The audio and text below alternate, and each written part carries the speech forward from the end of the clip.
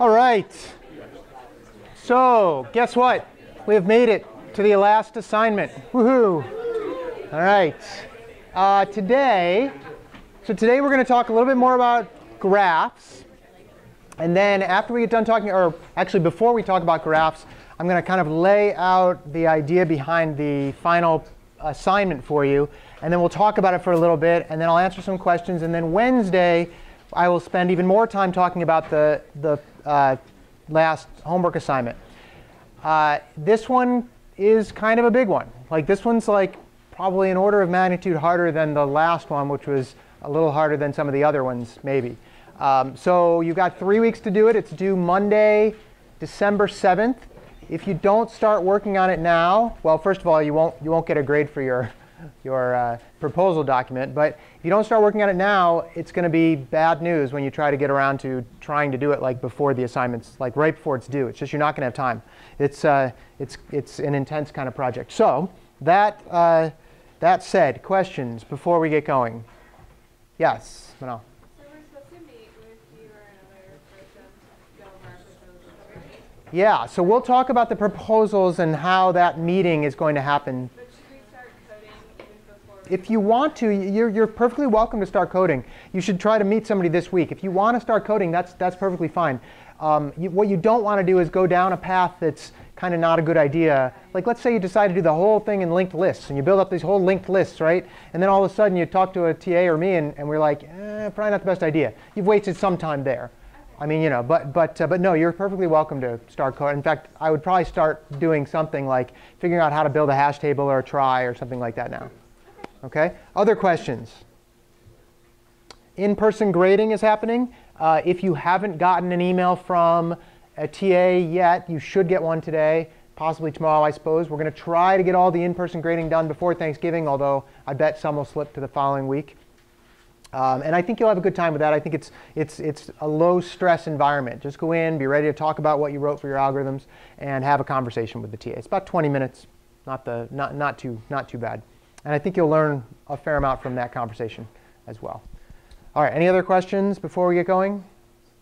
Good job on homework 4, by the way, or sorry, homework 5, by the way. I think I took a look at some of the tests that we ran, and you did very, very well. OK, so that was great. Hope you had kind of fun with that, doing some of those weird sorts too. All right, so this is what we're going to talk about. Final assignment. We have to talk about the speed of your final assignment. Then we'll do a Unix tip of the day, which happens to relate directly to your assignment because of the data that we actually give you. I'll show you that. And then we're going to do some Dijkstra's algorithm practice. Like I'm going to give you some practice, and we're going to crank through those and do them in class. And then we'll talk about some other issues regarding Dijkstra's algorithm. OK? All right. So who got a chance to look briefly at the homework assignment already? A couple people? A few people? Not bad. So here's what it is. This is an assignment we've given before. So other people at the school have actually done this. Obviously, you're not allowed to share code or ask for code from anybody. But you can talk to other people about it. And there's lots of people, TAs in particular, who have done this assignment. So they can give you good pointers if you're going kind of in the wrong direction or if you get stuck on something. But here's the deal.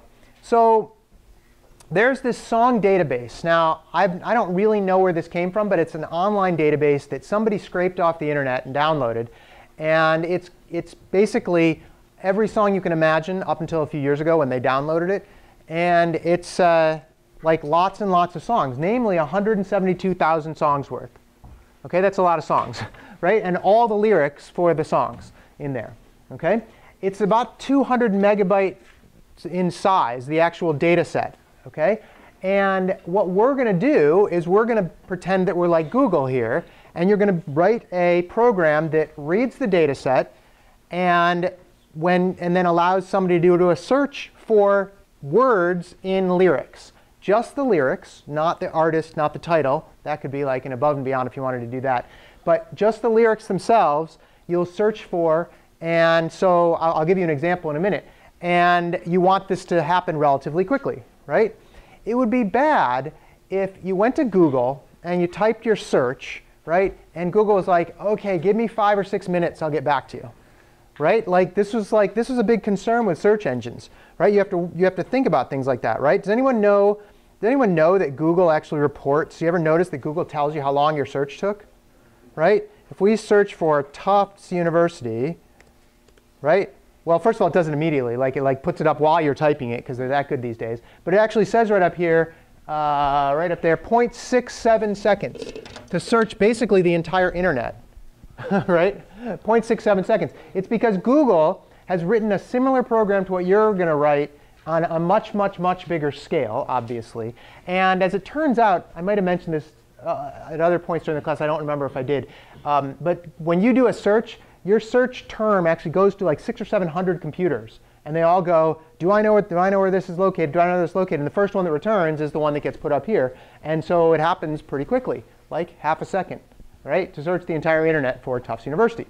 Not bad, right? Well, you're going to have to do a relatively quick search as well. Now, Google's database is like many, many, many, many terabytes of data, right? Your database is 200 megabytes, so it's slightly more manageable. But that's what you're going to have to do. Okay, I'll show you an example in a minute or two.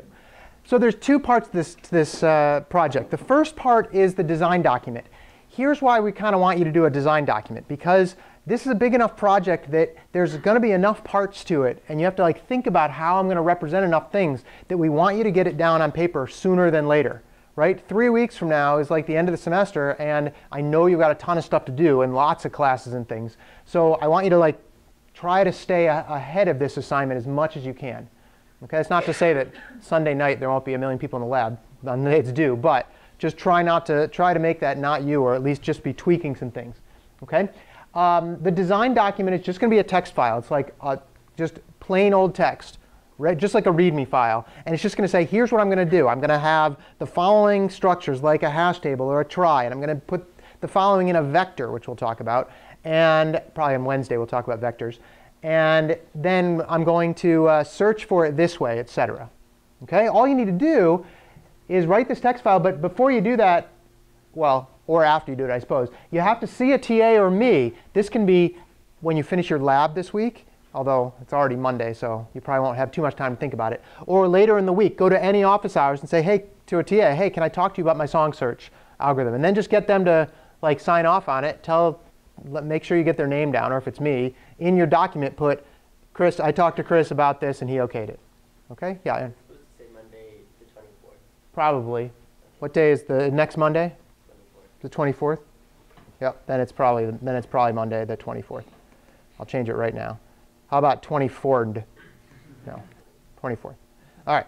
So that's what you're going to have to do for that. Yeah, Charlie. So when you say we have to do it quickly, is the timing of the assignment going to be the search inquiries or the building and Both. The timing is going to be a little bit of both, and I'll show you what I mean. In fact, while I'm still talking about it, let me start off this little thing, because if you read the document that goes along with the thing, there's a big FAQ in there, and it talks about time to read the database. And right now, let me show you what I'm going to do. I'm going to run this SongSearch program, right? And I don't know why this is like super duper slow. Hello. Oh, maybe it's not there. No, it is. My computer has just decided. Nathan, I think you jinxed us. Looks like the internet's not working right now. Hold on. Let me try this. And it just disconnected right now. So what I'm about to do is I'm about to show you like the loading of the database as it goes along. And hopefully, let's try this. There. Try to connect again. Maybe somebody's screwing up the server right now. Who knows? I can run it on the other one if it comes down to it. Let me try that. Nope. Still painful. I guess I should have put it on my own computer. Let's see. Tufts Wireless. Does that one work? That one does.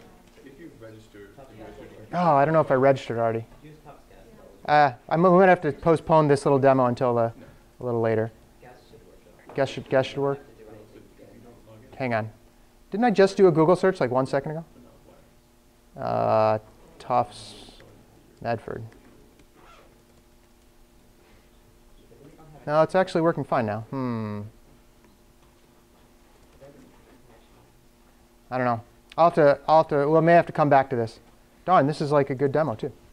Well, it's a demo of exactly what you're trying to accomplish here. let me give this a minute to try this again, and then we will go forward. So here's what I'll do. I'll show you a little bit more about this before I do the demo. So anyway, the design document due the 24th, thank you, and the code itself is due December 7th. Now that's like the last day, well, the day before the last day of class. You're going to be like busy then, I know. Again, try to go do this as early as possible. This is what, hopefully the demo in a second I'll show you, is actually going to look, what it's going to look like when you run this. You're going to do SongSearch. You're going to pull in a database. This one, lyrics_fulldb.txt, happens to be the big one. We will also give you much, much smaller databases to practice on, so you don't have to like wait all this time to read in your data, right? And what it's going to do is you make a little search term, right? It can be uppercase, lowercase, whatever, and it can have punctuation in it. But all we're going to do is search for lowercase. Like in the actual search itself is going to like strip out all that other just to search for the lowercase, so that Boston, right, will actually match with uppercase Boston here. Okay, and it will also match with Boston with a comma after it, etc. Okay, and here's what it's going to do. It's going to print out the title of the song. That's going to be Boston. And then it's going to print out the artist name. And then it's going to print out this thing called a context. And the context is the 5 words before the word in the song, not in the line, in the actual song, and the 5 words after the song, after the word that you look for. Okay, it's pretty simple. It's a lot like what Google does when they print out your context. But the other part about this is that this is going to be ranked, just like Google would, ranked from the songs with the most occurrences of that lyric down the line for 10 songs. Okay, and it's going to, like I said, it's going to look like this. Okay, questions on that while I try this again? Yeah, Marina? So the assignment was saying that we're and we, like were and we're would both like think they were the same thing. Is Yeah. that okay? Of course. Okay. Yeah, that's so. Still isn't working. Ping homework.cs.tufts.edu. It's there. Not working. I wonder if there's another way to do this. SSH Chris Gregg at chrisgreg-imac at no, that's not going to work. I know that's not going to work. Hang on. Try this one more time. Well, no, there it goes. We'll cross your fingers that it stays with us. SongSearch. OK, so I'm going to run SongSearch. And I'm going to run it on the full database here. And it was called Lyrics Full, isn't it? No, it's dying again. Killing me. I'm going to get mad at the system admins now. There it goes. There we go. OK. There we go. OK, see how it's going down here? Notice what it's doing. It's reading in these artists, right? And see how it's about 10,000 every second or so? That's about how fast you're going to expect it. This one happens to be a pretty fast implementation of this, right? There's 170,000 songs here, and it's got to read all of them in. OK? And yours might, I've seen lots that are like way, way, way slower. Now this won't actually print out when you submit it. You don't actually have this part print out, but it's done now. It's read in the doc. That only took what, 20 seconds or so? That's not too bad, right? Most people's will take between a minute and 3 minutes to read in the database, depending on how you do it, because it has to read in the database and process it. Yeah, Ben? Are those actual artists? Those are actually artists, yeah. Never heard of any of them. Never heard of Keith Urban? All right, well. Or the Rollins Band? No? All right, yeah. So is there any limit to the space complexity that are offered? Is there any limit to the space complexity? So yeah, if you're taking more than about 10 gigabytes of data, you're in trouble. I think we actually cap it at that. The server only has 128 gigabytes only. But yeah, if you're taking more than that, you're going to be. And you can test it. In fact, I'll put some posts on Piazza about how to test how much memory you're using. Yeah. OK. But you do want it to be relatively fast here. But remember, Google does not, Google sets up their database in the background, right? Their search, the database is all set up. So just like this, the database is all set up. So if I type Boston, right, watch how fast the search happens here. OK? Actually, oh, I hope it's not. You know what? It might this. Through the internet. It might be because of the screw internet. I'm not 100% sure. It should be faster than this actually. Well, it doesn't have to be. The search does not, like if you were waiting for your Google search right now, you'd be like, what's going on here? Right? Let's see. Like for the beginning part and this part, like do you care if you are a 1-minute person or a 3-minute person? I don't care if you're a 1-minute person or a 3-minute person. I think you might get a couple extra points if you're really fast. Like you're the fastest one in the class, we'll probably give you a couple extra points for doing that, right? But I'm actually not sure why it's not giving me the answer here. Normally this is a lot faster. You You don't get the extra points. Let's try this. We'll cancel this, and then we'll go to, let's see, /G15. I happen to know a student who did do it very fast last semester. So let's see, semester, and then grading, homework 5 in that case. And anybody know Vivek? Probably know him. Vivek, he's he's a TA. One of the reasons he's a TA is because he did so well on this assignment. What's that? You know what is a fictional kingdom? Grading SongSearch. There we go. OK. What is it called? Lyrics under, yes, thank you. There it is. OK. He doesn't have it set up so that it tells you, but what we'll do is we'll do a little search like that. When it gets done, we'll do that. Now let me go back and talk while it's loading. His takes maybe a minute or two to load. OK, so this is what the search looks like. Yeah. We give you the code to actually read in the database. In other words, you don't have to figure out how to get you don't have to get the words out of the database. We will basically give you a function that says, here's the next word in the database. Here's the next artist and title, and then the next word. And then it will give you word, word, word, word, word until it gets to the next artist and title. And then it'll say, this is the next artist, and this is the next title, et cetera. So that part is done for you. OK? The hard part is not reading the words in. The hard part is figuring out the data structures to put them into. Right? Let's see. So you're going to have the artist, the song, title. Again, we're not searching for those. We're just searching for lyrics. It's a little easier that way anyway. You call that function to handle the word. And then this stripping out the punctuation, I've also given you a function that will strip the punctuation down to just lowercase letters and numbers. OK? So that it leaves just the lowercase numbers and letters. Yeah, Alex? If there's a way, like this is hypothetical, if we want to find a different way to search for titles or display titles, could we do that too? You can, but we're not going to test it. And you shouldn't report your results as if we searched for the title. Like, in other words, you can do that as an above and beyond part of your project if you want. Absolutely. Yeah, absolutely. But for the one we're submitting, we should be using this code that you're giving, right? Yeah. You should use it, well, to do the actual, to do the processing, yes. Yeah, that's what you're going to want to process it.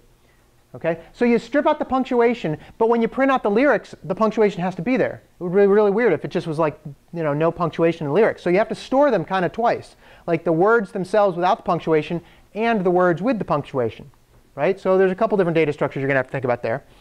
And as I said, the context is the previous 5 words. Now, if the song starts with a word and you search for that word, there's no previous 5 words, right? You just start with the word that you're on. OK, so see how this is like there's a lot to this project, right? A lot of little stuff about this project. Let's see. Did his thing? Nope, not yet. Hasn't quite finished reading in yet. Let's see, context, that's good for the context. The processing of the database, not trivial. As I said, it's tested on smaller data. You guys know Rick Astley? Yeah, have you ever been Rickrolled? One of the databases that we give you is like Rick Astley songs. It's like 10 or 12 songs. So it's really fast to read in, and you can get a very good feel for whether your program's doing what you think it is on the small data. But eventually, you do want to test on the large database. OK? Like I said, a good engine might take a minute or two to read and process the data. Bad engine, forever, right? I mean, I've seen ones that just slow down so much they just never finish within the 10 minutes we give you or whatever, right? So you don't want that to be the case. OK? Nope, still not done reading. His is still going there. What else? So a couple more details here. so you have to rank the songs by the number of times the words appear in the song, right? So if you've got a song like if you search for like love, right, and like every other word is love in some song, it's going to come near the top, right? And you have to actually, that has to be the first song that you print out.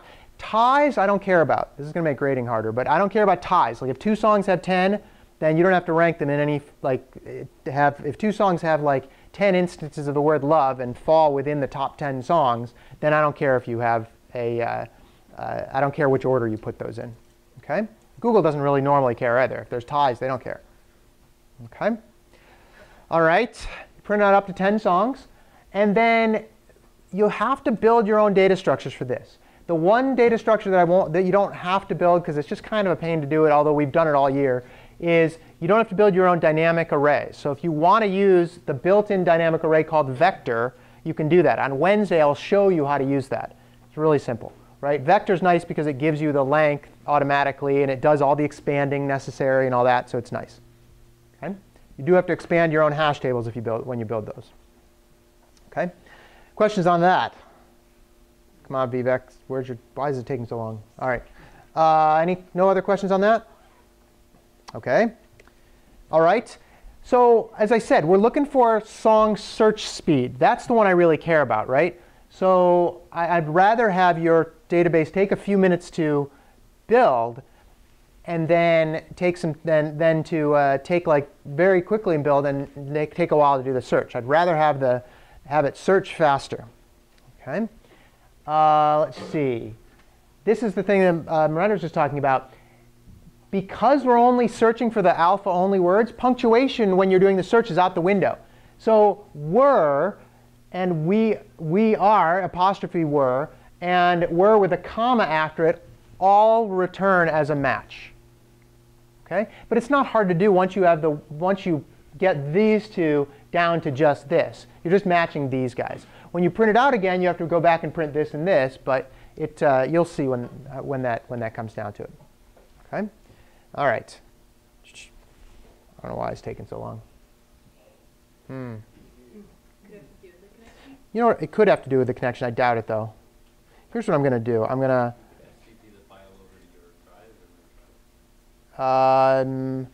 no, I probably can't actually. Well, while I'm thinking about this, here's what we're going to do. Let's see. Shell new tab with current profile. That's what I want to do.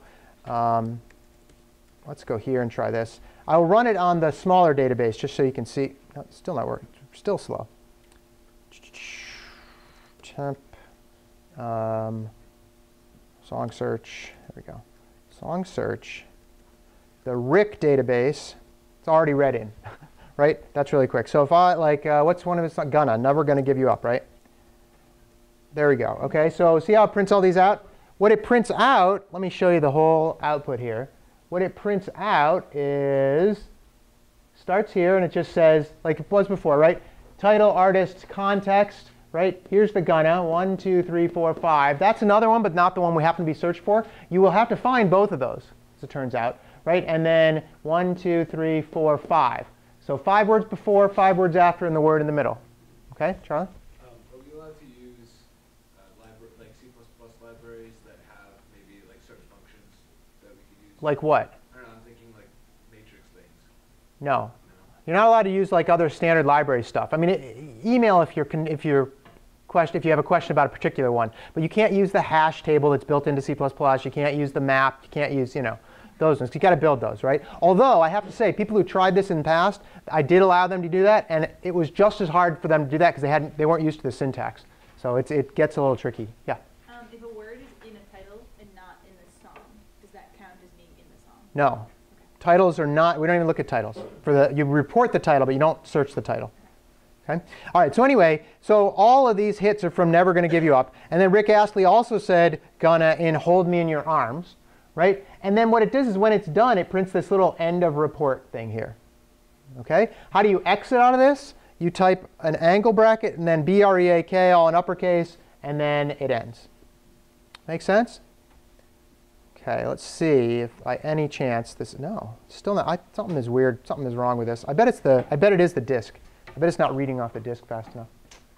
Anyway, I'll show you this on Wednesday if it doesn't pick up today. What's that? Too slow, he loses TA position. Too slow, yeah. Not him, I'm sure, because I tested this earlier and both of them were fine. OK, so the document that describes this project is like 9 pages long, but here's why. Most of it is an FAQ on questions that have been asked previously. So if you have a question, go there first, because it might have already been answered for you. OK? And if not, obviously, put your questions on Piazza. OK? All right. Questions on this project so far? Wednesday, you may have more questions. OK? Yeah? Since some of the stuff you said like we're going to go over in class on Wednesday and stuff like that, should we just stick to like kind of a write out for now, or should we attempt to like start coding? You can attempt. It's up to you. You can totally attempt. Let me show you one other thing. This is kind of the Unix tip of the day. Because the database, if I go into my my main folder here, right? Where'd it go? Let me do this. Lyrics full database. So here's the Lyrics full database. See this little weird arrow thing pointing to the public directory?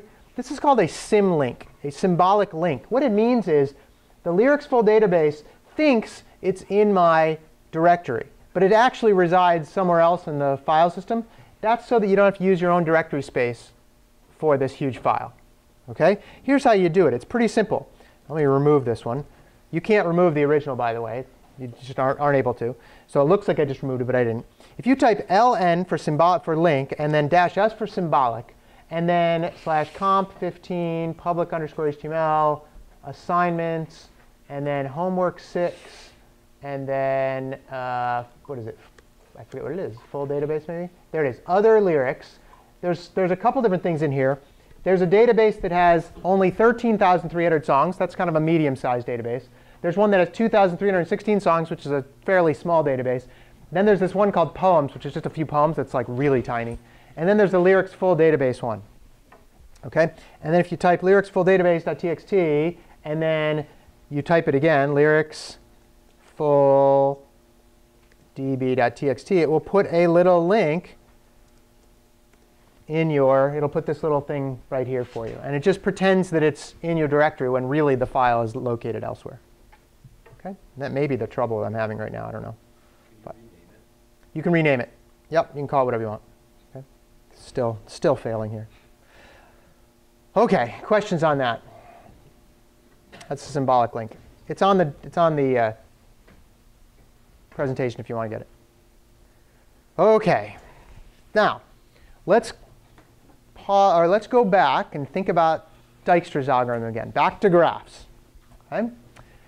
Dijkstra's algorithm, remember, it's trying to find the shortest path from some vertex to all the other vertices. Okay? And what we're going to do is we're going to practice one right now. So here's what I'm going to do. Start handing this back. And you guys get to hand some back here. Just hand them back to everybody behind you, right? Oops, you know what? Oh, no, that's right. That's OK. Just hand them back to everybody. And what it is this is exactly what I'm putting up here. And we will go through this and make sure that we know how this algorithm works, because sometimes people get confused with it. And once you do it a couple times, it's not so bad. OK?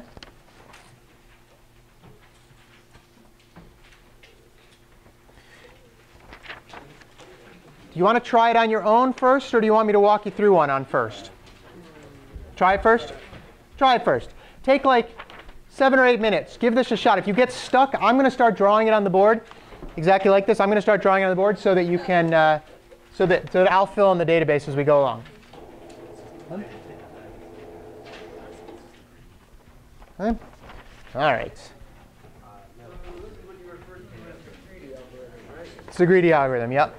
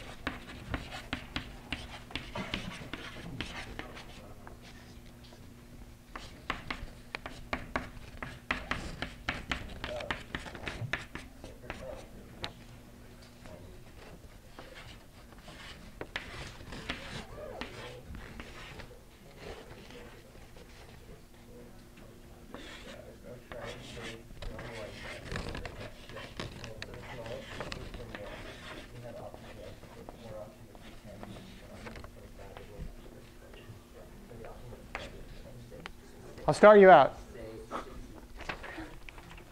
Thanks for the. Yeah. Thanks for the answers. Oh, is the answers? Woohoo! Thanks.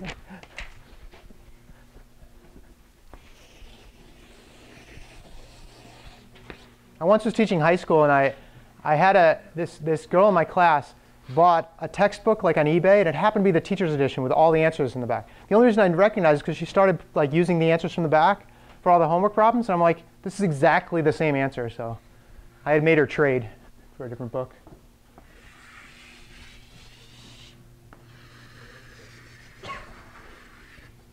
Oops.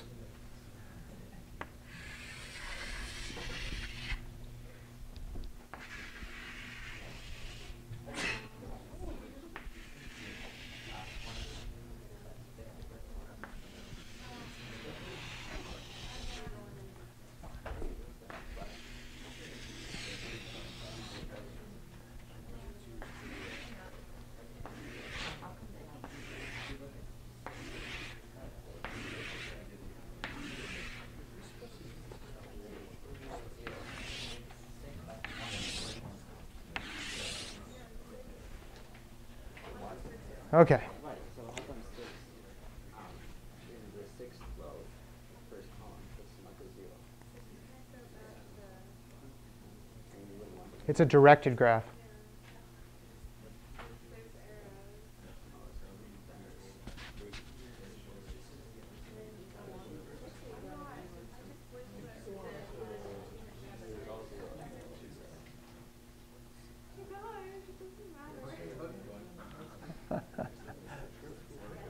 Anybody stuck? If you're stuck, that's all right. I'll start you out. Vertex 1, distance to 1 is 0. Right? Vertex 1 also actually points to 2, 7, and 6. So for 2, it's going to be 20.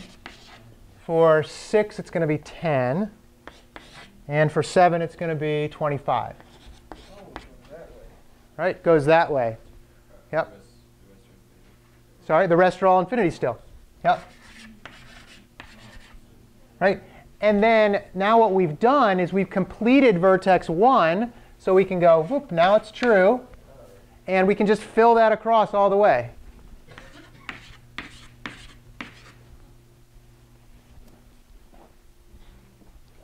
I'll do the next one too.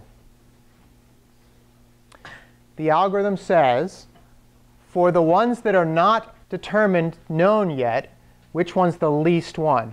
In this case, it's V6. So I'm just going to write V6. This is the one we're doing now. And then 6 points to 3, 4, and 5. 6 points to 3 with 20. So we have to add that to its current distance from 1, which is 10. So 10 plus 20 is 30. So that's the distance to 4. I mean to 5.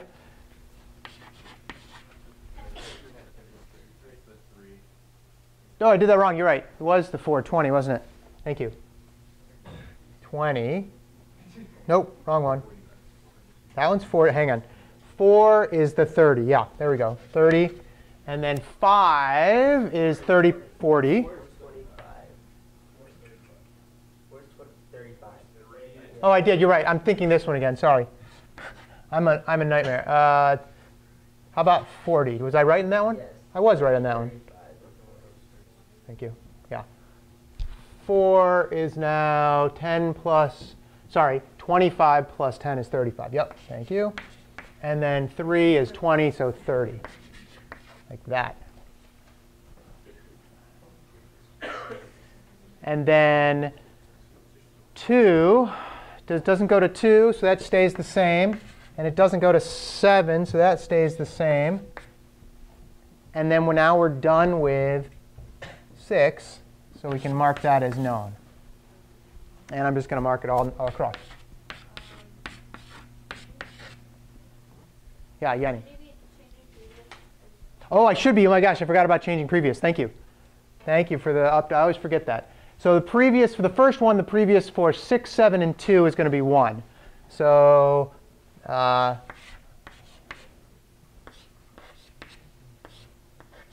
there we go. And then now the previous to 6 is going to be 3, 4, 5.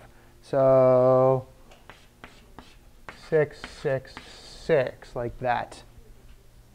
Thank you, Yanni. Yeah, if you forget to do that, it's a pain to go back and do it. All right. Then, all right, the next one is going to be 20.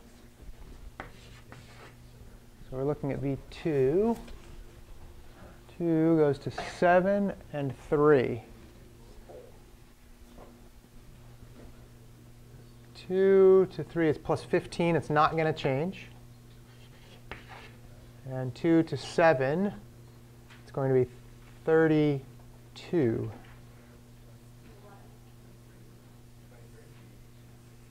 Say again? Oh, I'm looking at the wrong one. 23. No, 20. Yeah, 23. This one right? 2 to 3. Yeah. Okay.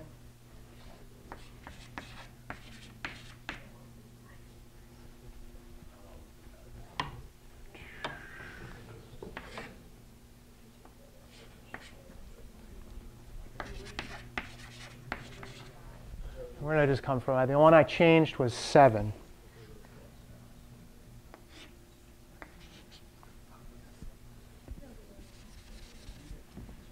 2.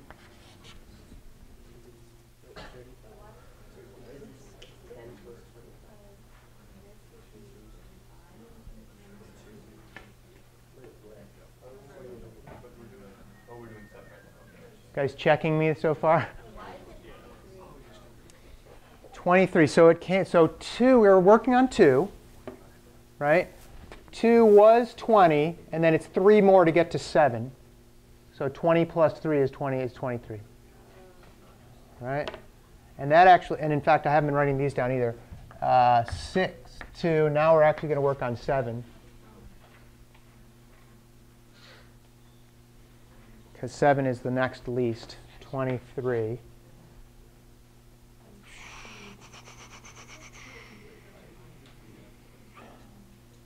Seven points to 3 and 6. So if it's pointing to 3, 23 plus 2 is 25. So that's going to have to change from 7. And then, let's see, 6 is already 10 and already solved, so we don't even need to do that. So that's going to be fine. So all the rest are going to be the same. And then 7 is now going to be known.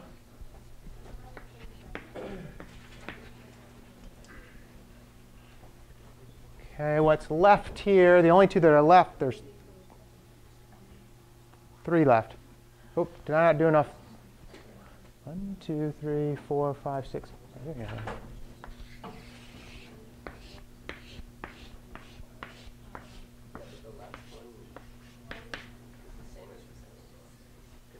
What's that? Well, let's look at this one. So the next one that needs to get done, 3, 4, or 5, it's going to be 3 because 25.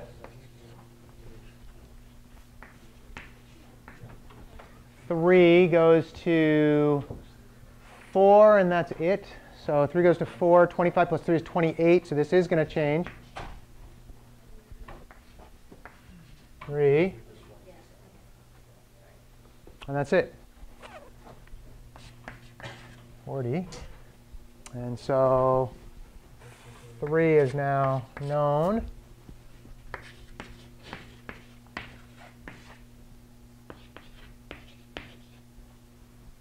And then what else do we have here? Now we've got the 2 that are left. The 28 is 4, so that's going to be the least. 4 goes to 5. It happens to be 4 exact. So 28 plus 4 is 32. And it is less than 40. 32. And so that means that 5 now comes from 4. And that's it.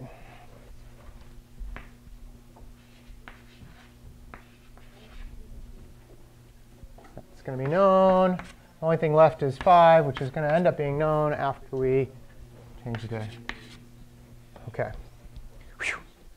All right. Yeah, go ahead, Brendan. How come 7 to 3 isn't 27? So 7 to 3, it was, because it went 23 plus 2 is 25. Oh, okay. You see? But you're just go from whatever it currently is at. And it happens to be when we were working on 7, it happened to already be 23. See? So you don't worry about like looking at the one. You don't need to look at the graph once you've got the chart in terms of the only thing you need to look at is what does a certain vertex point to. That's all you need to worry about. Yeah.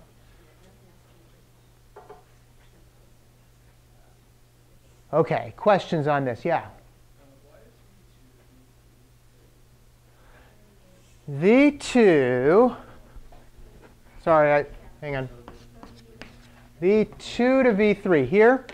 OK, so V2 started out at 20. And let's see. Did I screw that up? No, I know, but it would become 35. Say again? Oh, no, it's already 30. That's what it is. You're right. Thank you. It's already 30, so it doesn't go up again. See, it's already 30 here, so you don't go back up. Thank you. Yeah. Trying to confuse me. Doing a good job, actually. All right. Yep. Do we think we could do this on a test, like, say, a final? Need some practice. You need some practice, yeah. Yeah. But the idea is, figure out the current one you're at. It's a greedy algorithm. Go to find the one that's of the ones that are not yet known. Choose the one with the least value and repeat the algorithm. And repeating the algorithm is finding out what it points to and going ahead. Okay.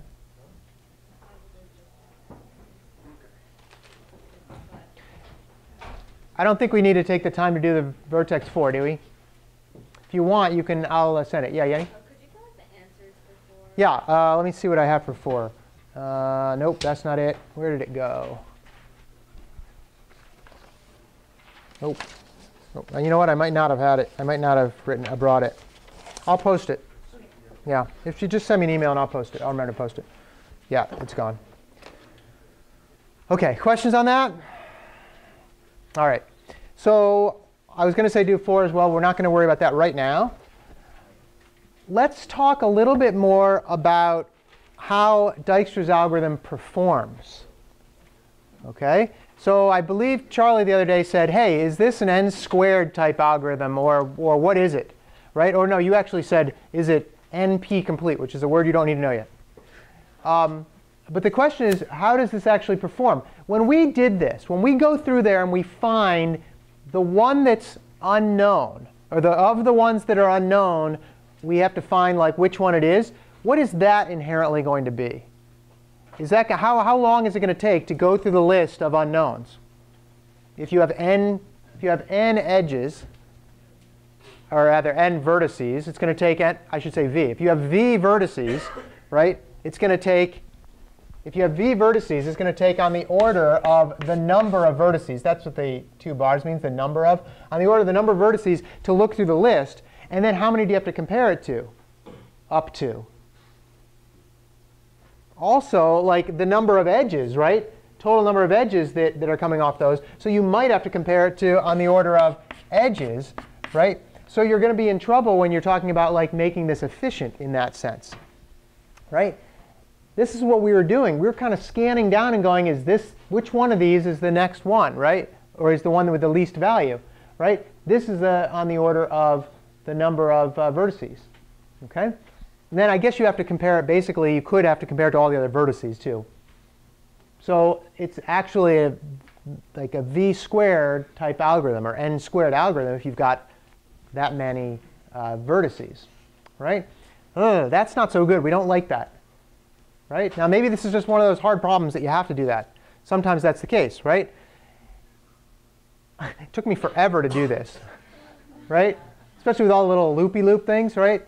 This is a graph that I tried to make it a complete graph for 1, 2, 3, 4, 5 vertexes or vertices, And notice how many different lines there are, right? There's going to be, if there's 5, there's going to be basically 25, almost 25 lines between them, right? And it's going to be a ton, right? If your graph happens to be this dense graph like this, yeah, this is the best you're going to do. There's really no way to go about it, right? There's no way to get around the idea that you're going to have to search every time through all the vertices to see which ones are least, and then go through all of them to see which ones you need to actually update. It's just going to take that long. Most graphs are not like this. Okay? There really aren't many graphs that are this complete like this. Even when you think about networks and things, right? Like computer networks, a lot of times we model them in ideas like, hey, everybody's connected to everybody else, right? This peer-to-peer sharing, right? Like everybody's networked to everybody else. That's not really true. It's basically like there's lots and lots of big hubs that a lot of people go through, and then they all go out from there. So it's not that you're, like if you're doing a torrent or something, it's peer-to-peer, or if you're doing Skype or whatever, meaning your computer is talking directly to the other computer, kind of, right? It still has to go through a whole bunch of other computers to get there. It's just not, there's no central server that everybody's going through. I'm not sure if Skype's that way, but Skype is a central server. I'm not sure it's, well, I don't know if Skype's a central server for all your conversations, but it is when it sets it up, certainly. When it sets it up, yeah. Is it? Yeah, there's a lot of different distributed ways of distributing. But my point here is just that this is a dense graph, and yes, you're going to have to deal with this v-squared behavior. But most graphs aren't dense. Most graphs are very sparse. That's what we call it, sparse, meaning there's not many vertices or edges here, right? There just aren't that many. And you look at this, right? 7 only has 2 going out, or 1 going out and 2 coming in. That's versus it could have like 6 going out and 6 coming in. So it's not very much. The matrix, the adjacency matrix for this, has lots and lots of falses in it because there's not things, there are a lot of places that aren't connected. Okay? Is there a better way to do this? Let me give you a hint. Every time we scan through this list, what value are we looking for? The smallest. Do we have a data structure that's very good at giving us the smallest of something? Which one? The heap. So we can actually keep the vertices in a priority queue, which is a heap-based structure, right? Which we normally use a heap for.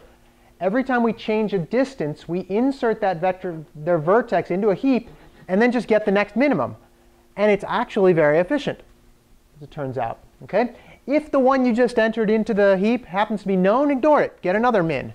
You keep track of whether these vertices are known or not. So you can put them in the heap and do it. So what I'm going to do is I'm going to walk you through doing this. Okay? This is the exact same example we did on Wednesday. Okay? Exact same one we did on Wednesday. Here's a little heap.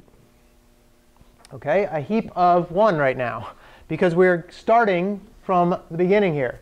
Okay? We're going from vertex 1. You put it in the heap. And then you call min heap, and you get it back off again. It's like that idea of you got to start somewhere, so you start with 1 and then immediately take it off again. Right? And what you do, delete min removes this one. You mark it as known, which is what we do. Right? And then which ones does v1 point to? v1 points to 2 and 4. Both of those, because we're changing them, get put in the queue. Right? Which one rises to the top? If it's based on the distance, it's going to be v4 rises to the top when you insert it into the queue. And now guess what? You don't have to go through a whole search of all these. You just say, give me the min. And it goes, oh, sure, it's the top one. Bing. Right? Whoa, pretty cool. Right? So let's keep going. So same thing. You return v4. And v4 in this case has a bunch. It's going to 3, 6, 7, and 5. When you update it, right, you have 3, 6, 7, and 5 end up back in the heap. And guess what? It's a heap, so you know that it's going to be 2, 3, and 3. This is a little weird. So the way I drew this heap, you have multiples just taking up more space in the heap. It doesn't actually matter. You can do that. It generally will work. Might be a couple corner cases here and there, but it'll generally work. But then there's all 4 of these. Now there's 5 things in the heap, and you have to just take them off one at a time. But we're solving the problem. The next one we're going to look at is v2 because it happens to be the one with the shortest distance, which is exactly what we're looking for. Right? So you take 2 off, and you don't need to do anything because it turns out that 2 points to 4 and 10. 4 is already known, so we don't need to worry about it. 5 was already 3, so you don't update it with the 10. So you don't actually do anything. Right? And you don't put 5 back on there. It's already in there anyway. Okay. Then you take 3. 3 gets returned as the minimum. Right? And same thing. 3, you're going to have to look at 6, and you're going to have to look at 1. 1 is already known, so you don't need to worry about it. 6, do we update 6? Yep, we update 6 because it goes from whatever it was. I forget what it was. 6 was 9, and then it gets updated to 3 plus 5 is 8, so it gets updated to 8. And guess what? You have to put 6 back on there. Notice there's 2 V6s on here. So what? You'll deal with them all. It just means you'll get to this one. You'll get to this one first, actually, as it turns out. Okay. All right, we keep going. Delete min now returns 5, and 5 is let's see, 5 is adjacent to 7, right? And we don't worry, we check it, but we don't change it. So now our heap is a little bit smaller. All right. And then we remove 7, and 7 goes to 6. And guess what? We have to adjust 6 again, right? It started out at 6 was 8. And now when we go from 7, 5 plus 1, it goes down to 6. We have to put it back on the heap again. So as it turns out, everything that's left on the heap is V6, right? But what we're going to do is we're going to take care of V6. It doesn't actually point to anything. And then we've got 2 other things. But now V6 is known, so you just take them off the heap and you're done. Whew. Yeah? How hard would it be to try to adjust the V6 that's already on the heap? It probably wouldn't be that efficient. Oh yeah, but you'd have to find it. You have to find it. I mean, you could. I suppose that's probably not a bad thing to do. But if it's already on there, you don't need it. You just put it back on there. So what this does though is if there are three different V6s.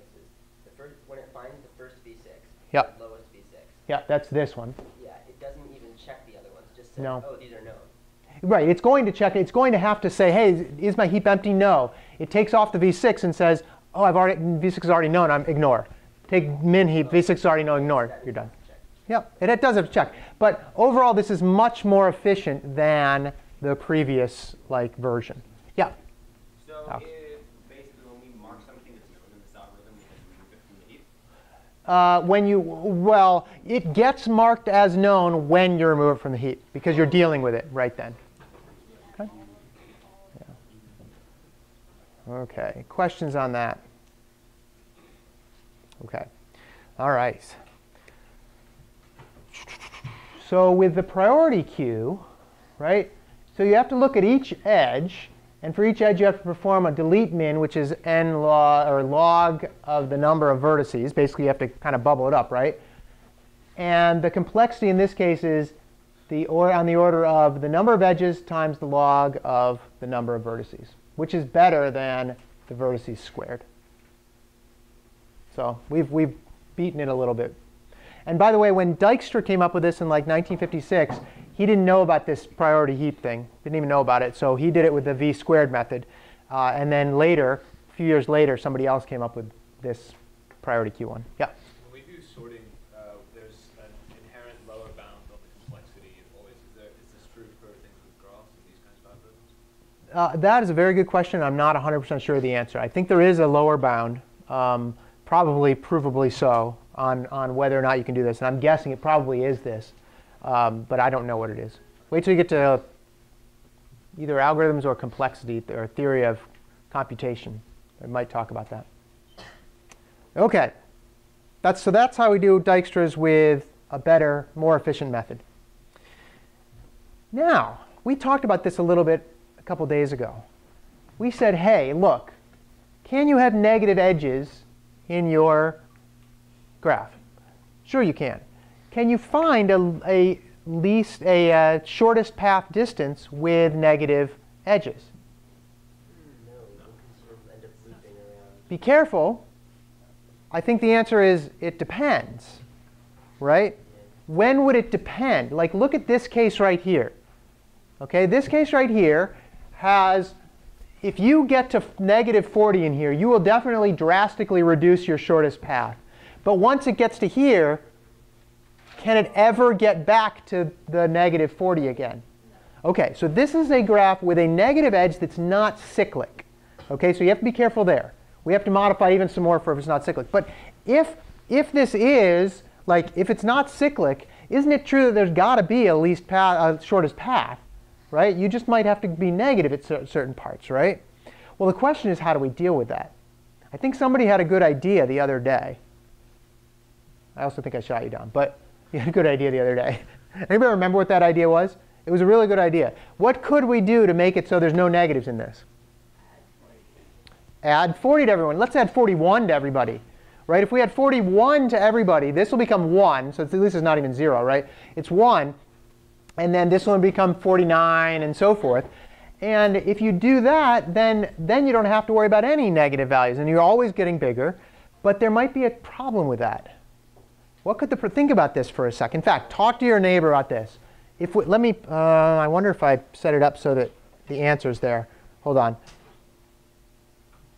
Well, I kind of give you the answer, but look at the graph here and see what's, and try to figure out what's happening with, you've now made everybody greater by 41, but what's the problem?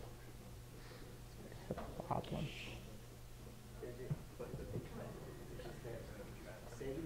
Talk to your neighbor about it, and Alex, I'll let you answer in a second.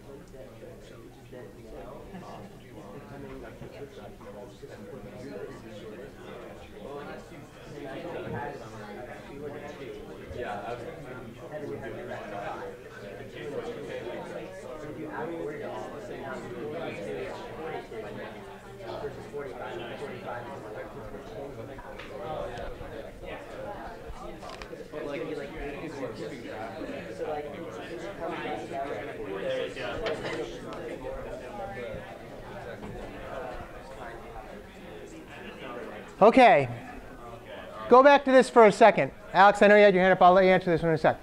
Go back to this one for a second.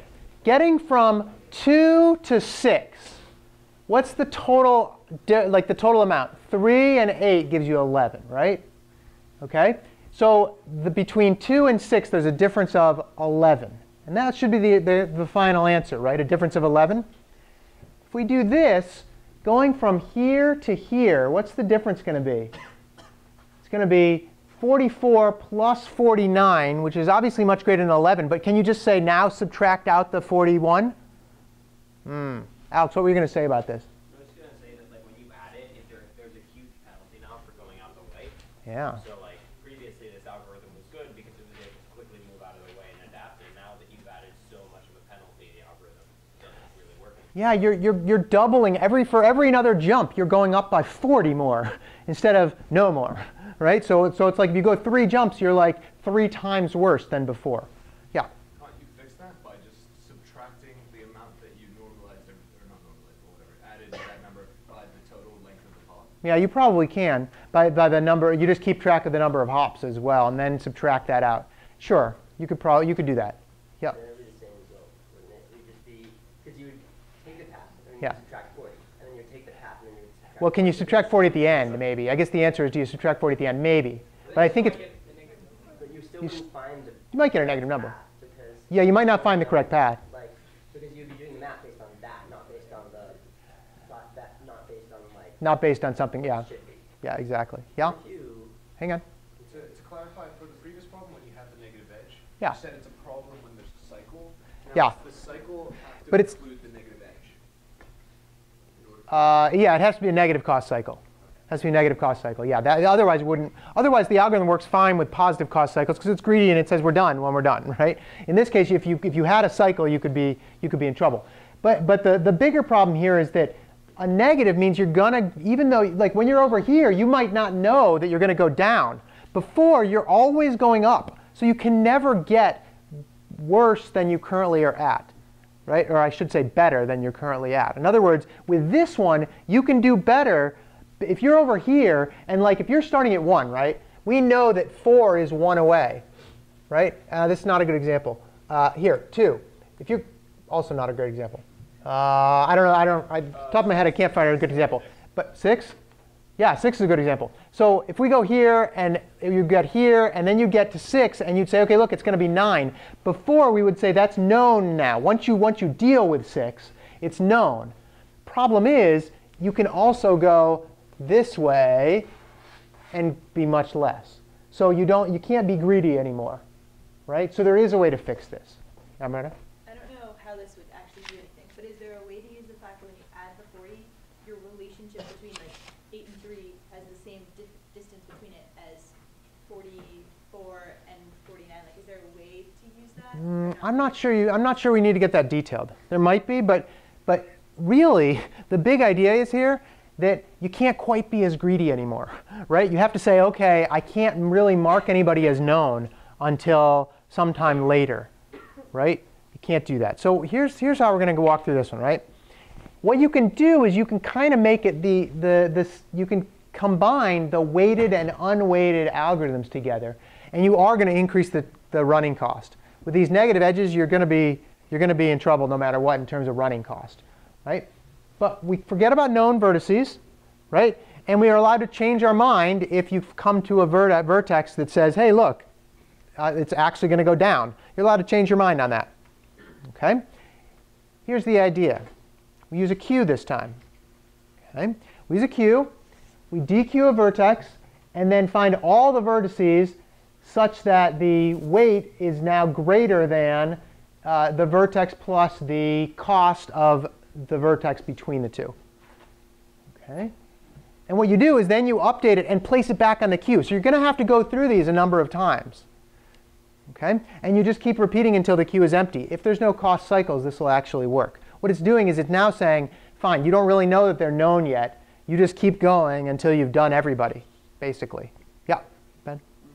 Wouldn't also simply adding the values completely mesh with their relative values? Yeah, no, that's right. The adding the values screws up the relative values, and it also screws up this multiple jump idea. I do like the idea of possibly dealing with it like by saying, hey, it's this many jumps, and then subtracting out. But I'm not sure that just doesn't devolve into the regular Dijkstra, which might fail. Not 100% sure. Okay, so this will actually work. Quick example here. Yeah, we have time for a quick example. So basically, you're going to put V1 in, dequeue V1, check the weights for V2 and V4. Okay, let's check the weights for V2 and V4.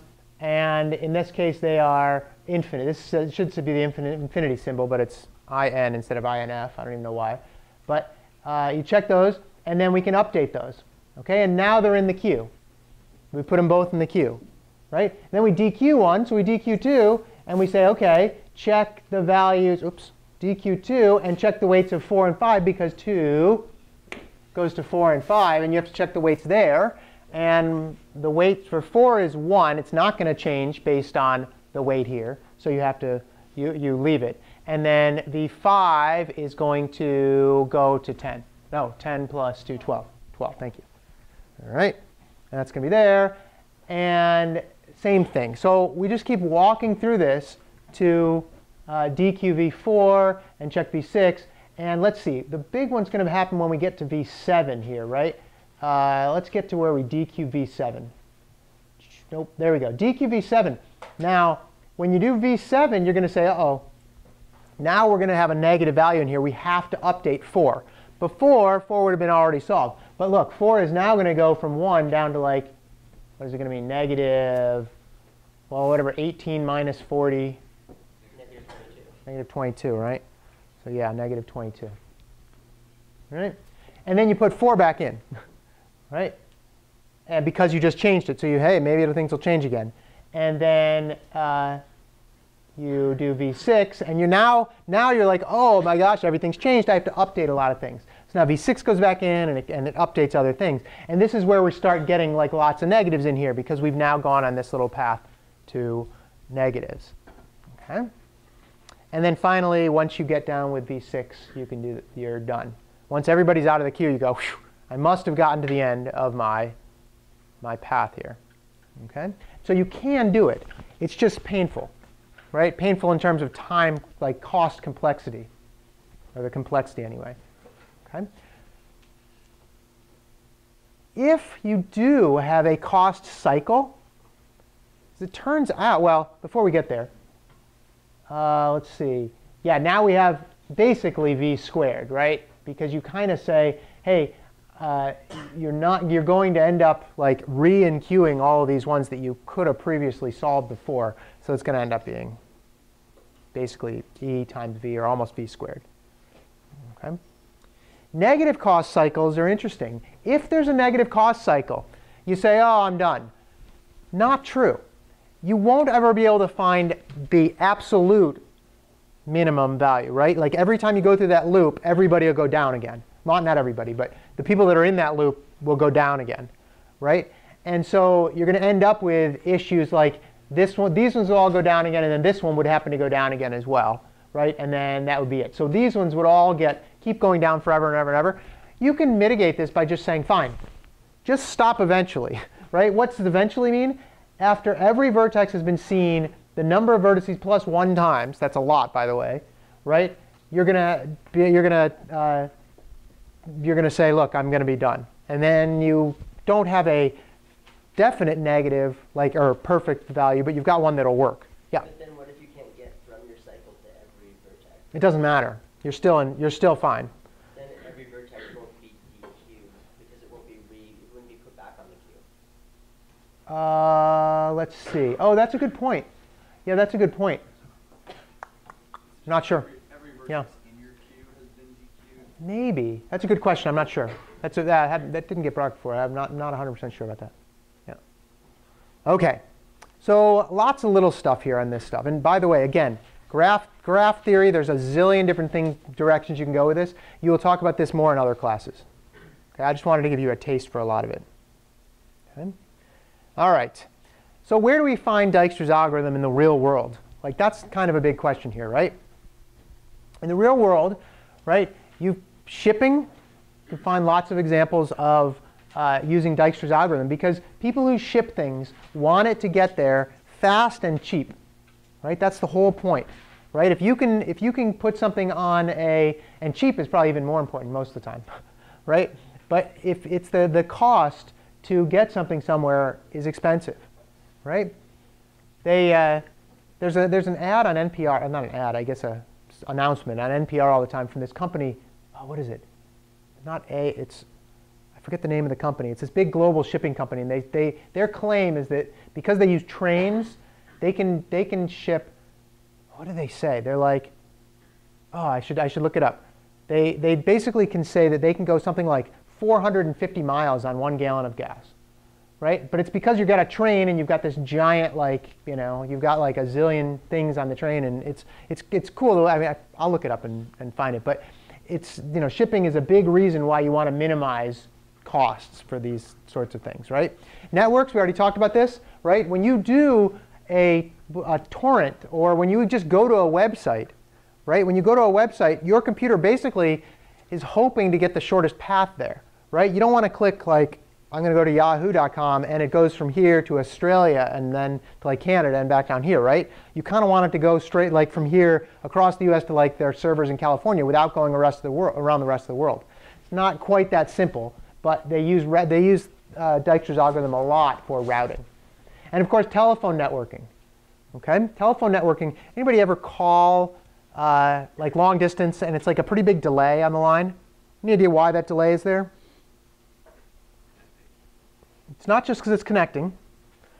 It's because it's connecting where? Where distance away? Well, depending on If I'm calling somebody in England and the phone has a delay on it, it's not because England is so far from us.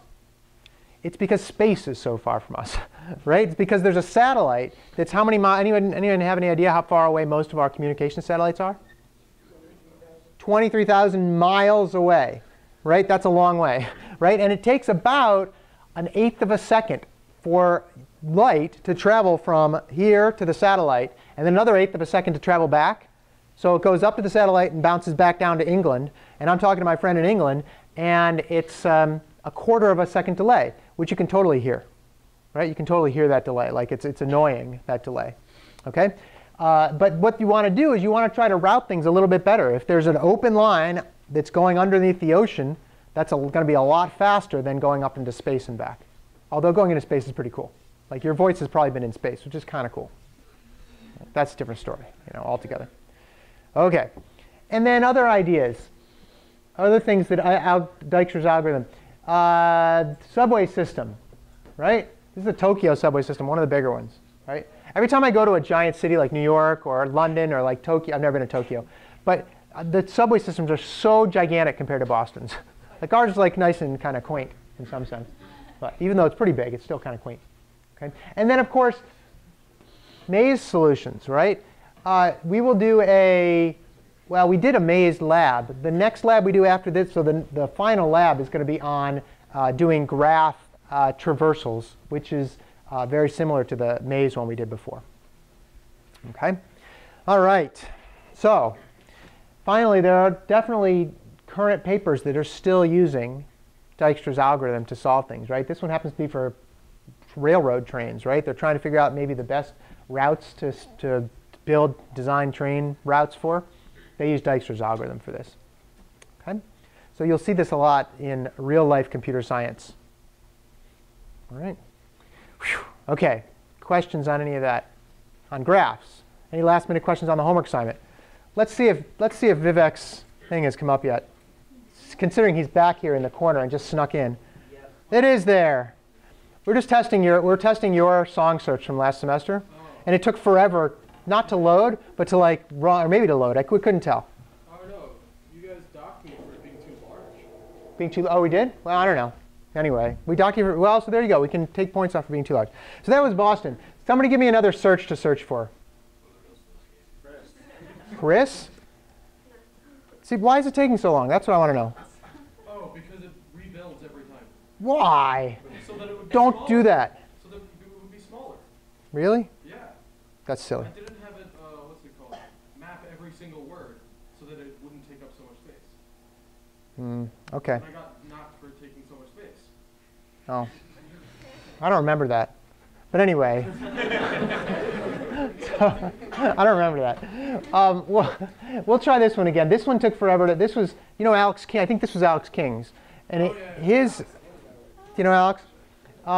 He did this one, I think, and it loads really fast. But now I think the search also is slow. So I don't know. I don't know what it was. Max's was really fast. Whose? Max Elstein. Let's try it. His built slowly though. Ah. I remember it built slowly, but then the search was blazing fast. Well, I don't know why I just didn't use mine. Mine was fast. Oh well. I thought I'd try yours. This is your own fault. If this one isn't the internet, it's my own fault for like not to. We'll try this one again. And then if this doesn't work on Wednesday, I'll show you an example of this. But keep in mind, by the way, for those who are like sensitive, there are lots of like bad words in here because lots of artists use bad words. So just be a little careful with that, right? Yeah. It's not working. All right. I think we'll let this go. I'll show you one that works faster next week or on Wednesday. See you guys later.